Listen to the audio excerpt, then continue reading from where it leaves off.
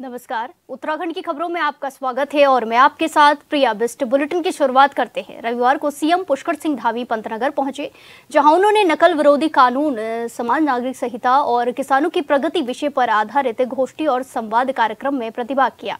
कार्यक्रम को संबोधित करते हुए सीएम धामी ने कहा कि पहले की सरकारों में नकल माफिया लगातार युवाओं के भविष्य के साथ खिलवाड़ करते थे, जिसको देखते हुए भर्ती प्रक्रियाओं को पारदर्शी बनाने के लिए और नकल माफियाओं पर अंकुश लगाने के लिए सबसे कठोर नकल विरोधी कानून राज्य में लागू किया गया।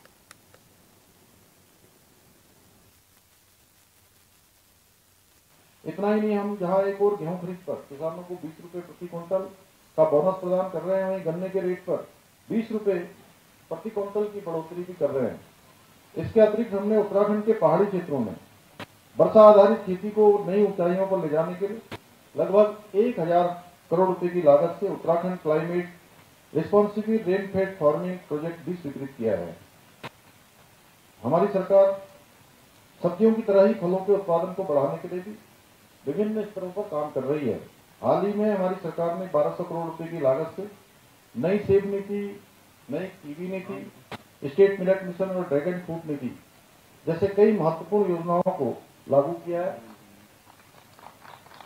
उसका परिणाम भी हमें दिखाई दे रहा है। यही हमारे इसी क्षेत्र में बड़ी संख्या में आज ड्रैगन फ्रूट की खेती लगातार आगे बढ़ रही है और इन नीतियों के तहत बागवानी को प्रोत्साहन देने के लिए किसानों को 80% तक की सब्सिडी प्रदान की जा रही है। यही नियम किसानों की उपज और गुणवत्ता को बढ़ाने के लिए ग्राइंडिंग सॉर्टिंग यूनिट के निर्माण के लिए भी अनुदान प्रदान कर रहे हैं। आज इस अवसर पर मैं आप सभी कृषि वैज्ञानिकों से यह आग्रह करना चाहता हूं कि आप हमारी पारंपरिक कृषि व्यवस्था पर भी जरूर अनुसंधान करें। जाने कि हमारे पूर्वजों ने हजारों वर्षों से अपनी कृषि सभ्यता को कैसे सुरक्षित रखा, अपनी धरती की उर्वरता को कैसे बनाए रखा और उत्पादन की जो गुणवत्ता है उसको भी निरंतर सुनिश्चित किया। साथ ही यह भी आग्रह करता हूं कि आप लोग अपने शोध कार्य और नवीनतम तकनीकों ज्ञान को शीघ्रता से किसानों तक पहुंचाएं, ताकि ये ज्ञान उनके उत्पादन और आय में वृद्धि का माध्यम बन सके और हमारी कृषि अर्थव्यवस्था को और अधिक मजबूत बनाया जा सके। भाइयों बहनों, आज के इस अवसर पर हम किसानों की प्रगति पर चर्चा करने के साथ साथ अभी प्रदेश में नकल कानून और समान नागरिक संहिता पर भी संवाद करने के लिए भी यहाँ पर एकत्र हुए और अच्छे विचार हमारे विद्यार्थियों के द्वारा, छात्र और छात्राओं के द्वारा यहाँ पर रखे गए। आज हमारे छात्रों ने इन दोनों विषयों पर बहुत सुंदर प्रस्तुतिकरण दिया। इसके लिए मैं उन छात्रों का भी, पूजा का भी, जिसने कार्यक्रम को शुरुआत की, सभी जिन्होंने भाग लिया, दोनों को मैं बहुत उनका आभार व्यक्त करता हूँ। और साथ खबरों में आगे बढ़ते हैं। रविवार को देहरादून में उत्तरांचल प्रेस क्लब की ओर से दीपावली महोत्सव 2025 का आयोजन किया गया, जिसमें मुख्य अतिथि के रूप में सीएम पुष्कर सिंह धामी ने प्रतिभाग किया और सभी को दीपावली की शुभकामनाएं दी। कार्यक्रम राजपुर रोड से विधायक खजानदास समेत तमाम बीजेपी नेता मौजूद रहे। इस मौके पर सीएम धामी ने कहा कि दीपावली का पर्व हम सभी के अंदर सकारात्मक ऊर्जा का संचार करता है, साथ ही हमें अंधकार से प्रकाश की ओर ले जाता है। सीएम ने कहा कि दीपावली का पर्व हमें बुराई से अच्छाई की ओर जाने की प्रेरणा देता है।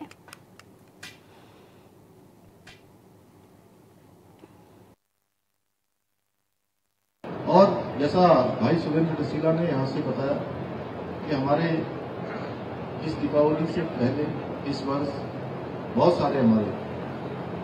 सारे पत्रकार साथियों के हमारे बीच में जो नहीं रहे, हमको छोड़ के चले गए, जिनके घरों में भी इस प्रकार की दुखद घटनाएं घटित हुई, मैं उन सभी को अपनी श्रद्धांजलि भी करता हूं। उनको मैं नमन करता हूं कि उन्होंने काफी लंबे समय तक, एक लंबा कालखंड उन्होंने हमारे राज्य के लिए, पत्रकारिता जगत के लिए अपना समर्पित किया और बहुत सारी यादें उनके साथ हैं।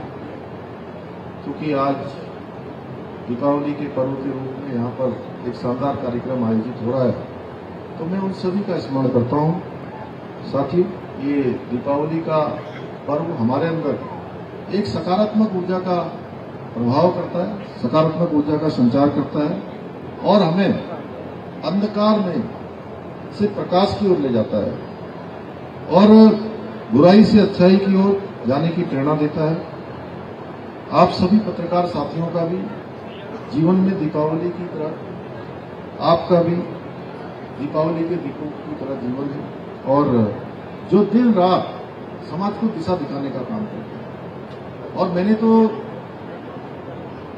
अनेक अनेक अवसरों पर मैंने देखा है कि हमारे पत्रकार साथी बहुत कठिन परिस्थितियों में, चाहे वो कोरोना का कालखंड रहा हो, चाहे कोई आपदा का कालखंड रहा हो, अभी जो भीषण आपदा जिसका हम सब लोगों ने बहुत कठिन परिस्थितियों में सामना किया, हमारे राज्य के अंदर बड़ी आपदा आई और प्रदेश भर के अंदर अनेक लोगों को, अनेक परिजनों को, अपने लोगों को हमने खोया है।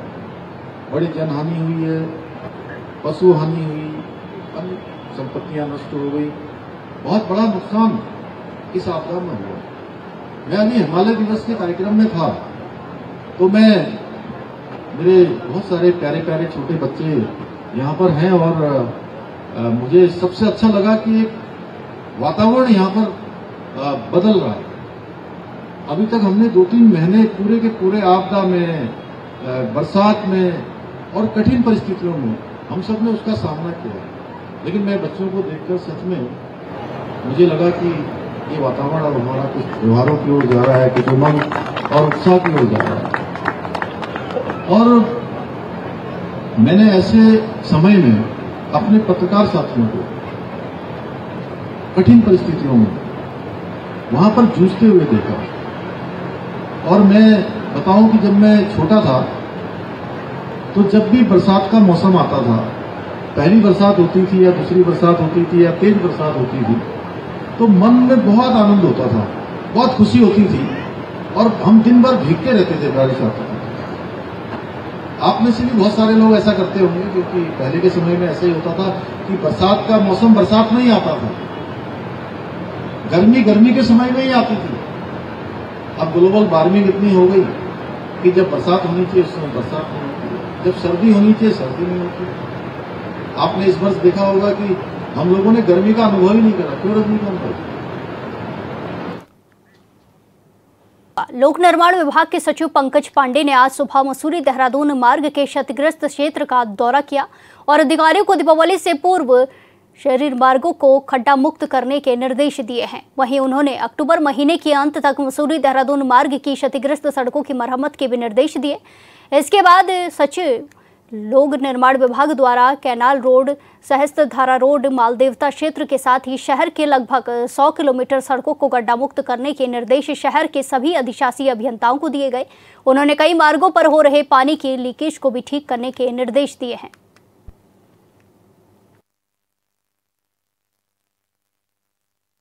देखिए, शहर की सारी सड़कों को गड्ढा मुक्त किया जाना राज्य सरकार की प्राथमिकता है। माननीय मुख्यमंत्री जी द्वारा समय समय पर इसके निर्देश दिए गए। इसी क्रम में आज हम लोग सुबह 6 बजे से पूरी टीम के साथ पीडब्ल्यूडी के सारे इंजीनियर्स सड़क पे हैं, जो हम लोग देख रहे हैं जगह पे जाके। काफी सारी सड़कों पे काम किया जा चुका है, कुछ जगहों पे अभी भी काम बाकी है। उसको जहाँ पे साइड पे जहाँ पे इश्यूज आ रहे हैं उसको बताया गया है कि उसको तत्काल पूरा किया जाए। प्रयास यही है कि दिवाली से पहले पहले देहरादून शहर की सारी सड़कें गड्ढा मुक्त कर दी जाए। जहाँ पे कोई प्रॉब्लम है उसको रिजॉल्व किया जाए, मलबा है उसको हटाया जाए। कोई लॉन्ग टर्म काम है उसको हम लोग फिर अलग से बाद में टिकट देंगे।